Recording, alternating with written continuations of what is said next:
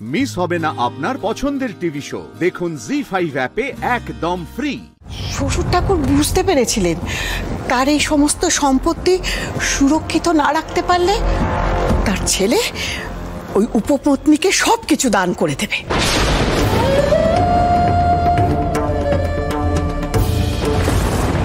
তাই শ্বশুর ঠাকুর আমার নামে এই উইলটা করেন।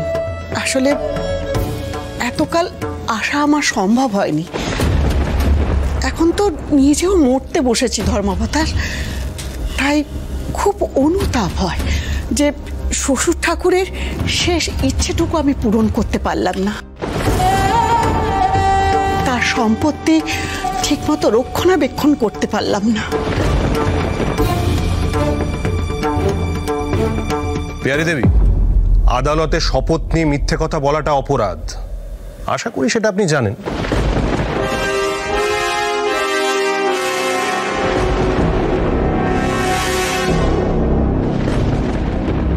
ঠামি, তুমি দেখো এবার ওই পিয়ারি দেবীর মিথ্যে কথা কিভাবে ধরা পড়ে যায়।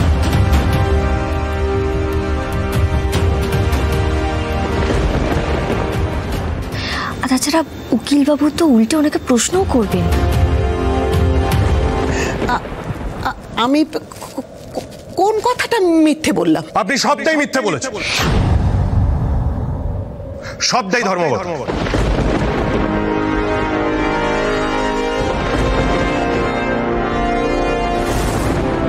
আপনার সঙ্গে তো দুলাল দত্তের বিয়ে হয়নি, বিয়ে হয়েছিল আমার ক্লায়েন্ট হেমনলিনী দত্তের সঙ্গে। Objection milord.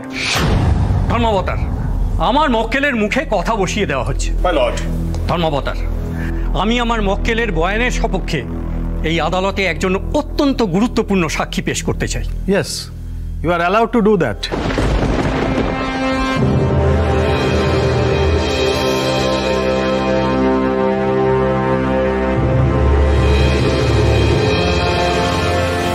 সাক্ষী?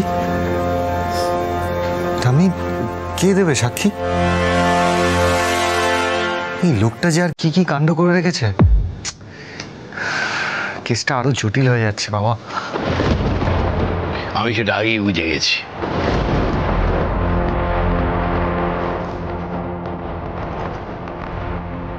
রাজনারায়ণ দত্ত হাজির।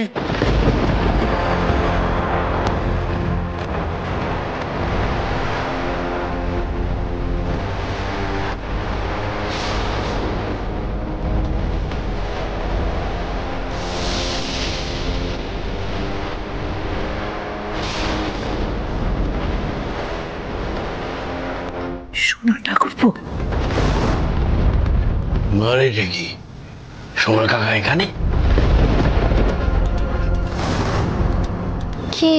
কে ইনি?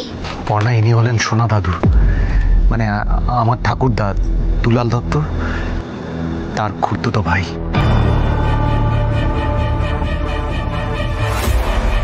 যাহা বলিব সত্য বলিব, সত্য বই মিথ্যা বলিব না। তাতে এবার হবে কেল্লা ফতে। এবার আপনার বক্তব্য মহামান্য আদালতকে বলুন। ধর্মাবতার, আমি সম্পর্কে দুলাল দত্তের খুড়তুতো ভাই, তবে আগে বাড়ি একই ছিল, ফলে বাড়ির কোথায় কি ঘটছে সেটা জানা সম্ভব ছিল। আমার জ্যাঠামশাই দেবনারায়ণ দত্ত পিয়ারি বৌঠানকে পছন্দ করে এনেছিলেন।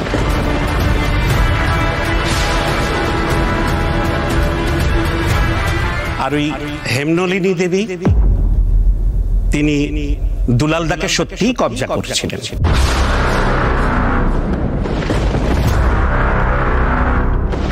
কিভাবে কুন্তক করেছিলেন সেটা অবশ্য আমাদের জানা নেই, তবে আমরা দেখেছিলাম হেমনলিনী দেবী দুলালদাকে নিয়ে বাড়ি ছেড়ে চলে গিয়েছিলেন।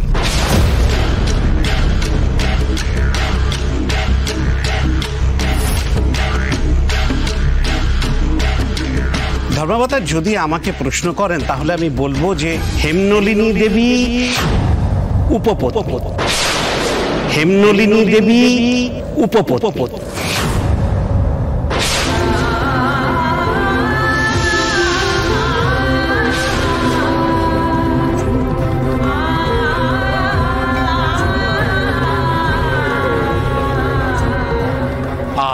পিয়ারি দত্ত দুলাল দত্তের বিবাহিতা স্ত্রী।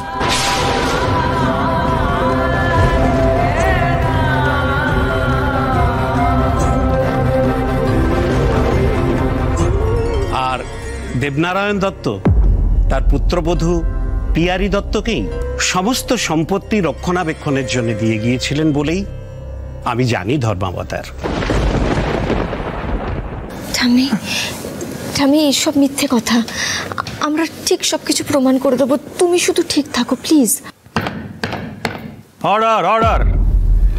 পিয়ারি দত্ত আর হেমনলিনী দত্ত এই দুজনের মধ্যে কে আসল পত্নী আর কে উপপত্নী এটা স্থির করার জন্য এই আদালত হেমনলিনী দত্তকে আগামী 36 ঘন্টার মধ্যে বিবাহের প্রমাণ আদালতে জমা করতে নির্দেশ দিচ্ছে। সেই সাক্ষ্য প্রমাণের ভিত্তিতে এই আদালত স্থির করবে এই সম্পত্তিতে হেমনলিনী দত্তের আদৌ কোনো ভাগ আছে কি না।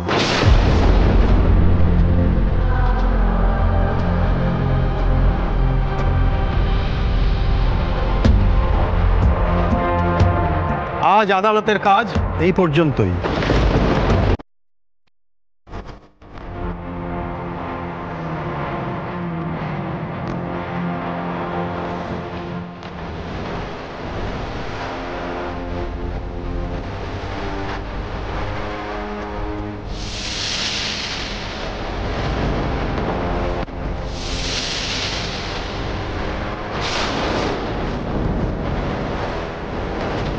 হেমনলিনী আস, নিজের বাড়ি দখল করব সব কিছু।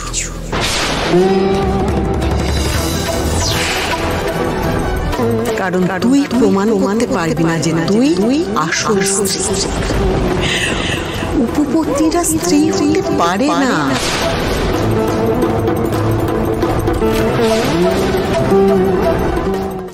জি5 ডাউনলোড করুন আর সব এপিসোড দেখুন একদম ফ্রি।